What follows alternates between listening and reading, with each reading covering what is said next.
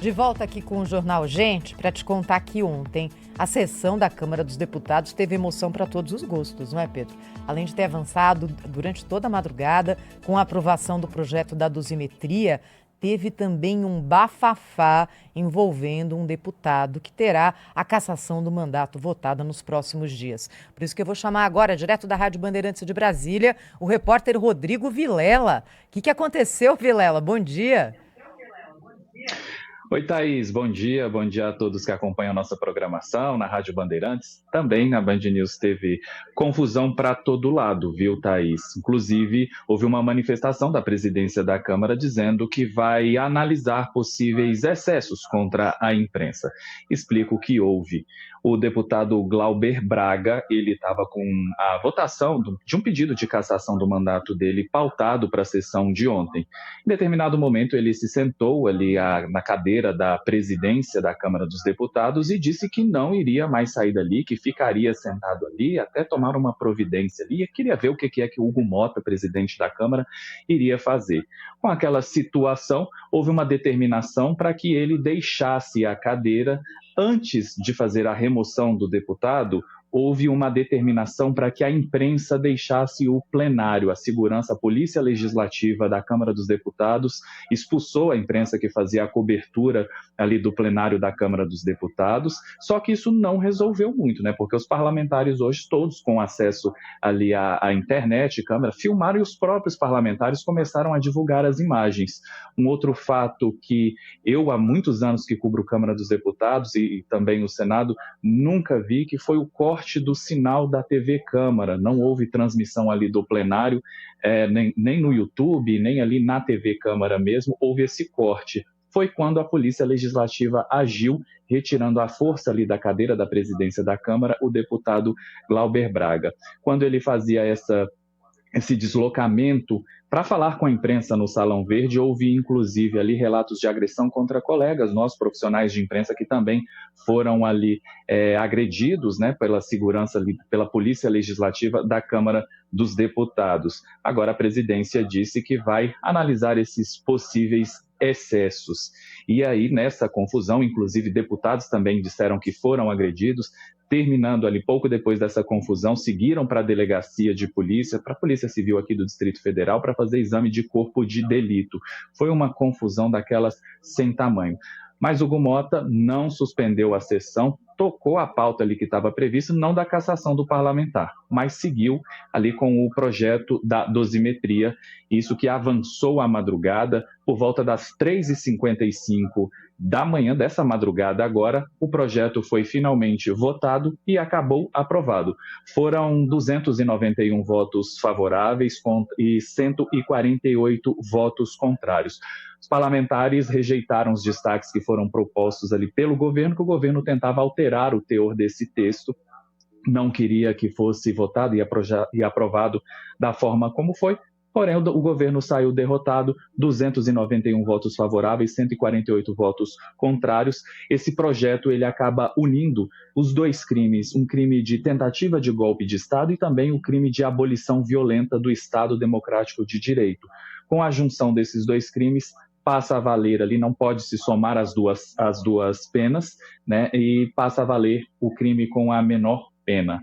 Como foi aprovado na Câmara dos Deputados, segue para o Senado. O presidente do Senado, Davi Alcolumbre, disse que quer votar esse texto ainda neste ano. Volto com vocês. Obrigado, viu, Rodrigo Vilela, trazendo pra gente aí, mas que situação. Tudo bem que o deputado é eleito pelo povo, né? Tem mandato, mas tem limite também, não pode desrespeitar a Casa Legislativa como fez o deputado Glauber Braga ontem. Olha, sobre esse assunto aí da dosimetria que a Thaís já trouxe, o Cláudio trouxe algumas considerações, eu queria relembrar aqui para vocês o que disse pra gente o ex-presidente da República, Michel Temer, que foi envolvido nessa discussão, foi chamado, né, pelo perfil conciliador que tem. No começo dessa discussão, quando ainda tinha muita gente só falando em anistia, o ex-presidente Michel Temer já falava sobre esse projeto. Foi aqui uma entrevista em setembro desse ano, ao jornal Gente, em que ele explicou como é que se daria essa questão da dosimetria, ou seja, uma mudança na lei para beneficiar aqueles que foram condenados, porque a lei no Brasil retroage para beneficiar o réu, nunca para prejudicar, mas para beneficiar o réu, a lei retroage.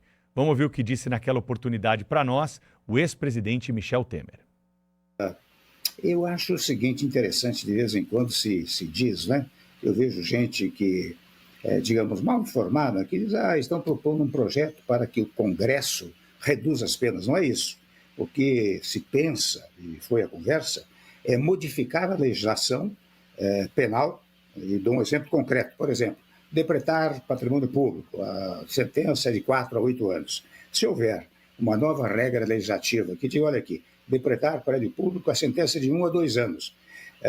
Como a lei penal retroage em favor do réu, evidentemente, os advogados dos apenados lá do 8 de janeiro, e até mesmo do presidente da República, né, entrariam no Supremo dizendo, olha, há uma nova lei, a lei penal retroage, eu estou pedindo esse benefício que a lei estabeleceu. Não seria o Congresso que iria redosar, por assim dizer, as penas, mas sim daria oportunidade para que o Supremo Tribunal examinasse essa chamada, que eu estou chamando aqui de redosagem, né?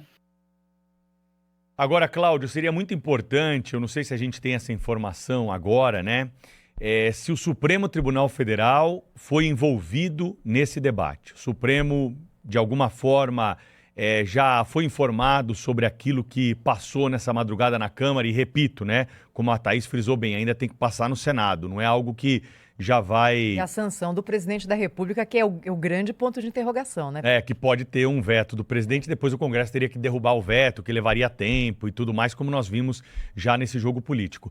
Agora, esse acordo, esse pacto, ele seria muito importante para a gente superar esse assunto. Senão nós vamos ficar numa ida e vinda, Cláudio, lá no Supremo, batendo a porta, o Supremo vai ser questionado se é constitucional ou não, e tudo isso que a gente está discutindo aqui pode ir por água abaixo. O importante era o Brasil passar limpo essa história, as penas elas foram elevadas, teve uma denúncia grave, jurídica, de que alguns réus foram condenados pela mesma prática, pelo mesmo ato, em crimes absolutamente semelhantes, ou seja, o chamado bis in idem, né, no direito, e o que não é nada razoável para um país que quer se consolidar e com uma justiça justa. Então, me parece que ainda temos alguns obstáculos a serem superados nesse assunto, viu, Cláudio? Eu acho que sim, mas assim, a tarefa de legislar sobre esse assunto é do Congresso Nacional. Se o Congresso toma uma decisão, ela tem que ser cumprida. O Poder Legislativo está lá na Constituição. Aliás, a gente precisa lembrar a frase lapidar ontem do ministro Marco Aurélio aqui ao jornal Gente. É preciso amar mais a Constituição, inclusive no Supremo Tribunal Federal. E a Constituição define bem os papéis de cada um dos poderes, né? Se o Congresso aprova, o Supremo tem que simplesmente cumprir o que consta da lei ou da Constituição. Isso não vem acontecendo em razão dos muitos ódios que permeiam essas decisões, né? Inclusive as sentenças que têm sido prolatadas. Eu também acho que não vai ser fácil, vai ser difícil. Ontem mesmo, por exemplo, quando o senador Davi Alcolumbre confirmou a votação da dosimetria, ainda este ano, porque a intenção seria permitir que ao menos os presos políticos do 8 de janeiro passem o Natal em casa com as suas famílias, aí já se levantou ali o presidente da CCJ, que é ligado ao Lula, o senador Otto Alencar, e também tem interesses outros políticos lá no governo. Ele já disse, olha, tem que passar pela CCJ, não é assim não, e temos que designar relator e votar. Essa votação não pode ser remota, tem que ser presencial, e já não tem mais votação presencial prevista. Ou seja, tem ali E olha, lembrando que ontem, no caso do Marco Temporal das Terras Indígenas, foi tudo feito no mesmo dia. Aprovou na CCJ, aprovou no plenário em 2 turnos e mandaram o projeto, essa proposta de emenda para a Câmara. Portanto, possível se o senador Davi Alcolumbre de fato quiser, vota hoje até, né? Vota quando ele quiser e vota tudo no mesmo dia, mas haverá sempre uma dificuldade. Não há ninguém aqui que ache ou que tenha a expectativa de que o Lula não vá vetar integralmente esse projeto, ao menos parcialmente, de modo a desfigurá-lo, né? E assim como também ninguém duvida que isso acontecendo, o Congresso Nacional vai derrubar o veto. Mas quando isso acontecerá, né? com todos esses obstáculos, é possível, como lembrou a Thaís, que a definição só venha a ser adotada, em termos finais, no próximo ano. E essa possibilidade, Cláudio, das pessoas passarem o Natal em casa é remota também, não só por isso, mas porque a partir do momento em que tudo tiver aprovado, Senado aprova, presidente sanciona, Supremo não reage, aí cada advogado vai ter que acionar o Supremo e pedir o recálculo da pena. Não é automático. Ou seja, tem um chão ainda pela frente se as coisas correrem como correram na Câmara, o que também não há uma certeza até esse momento. Tem muita coisa ainda para acontecer nessa história. Vamos mudar de assunto, falar um pouco de economia, porque é hora da participação do nosso colunista Paulo Rabelo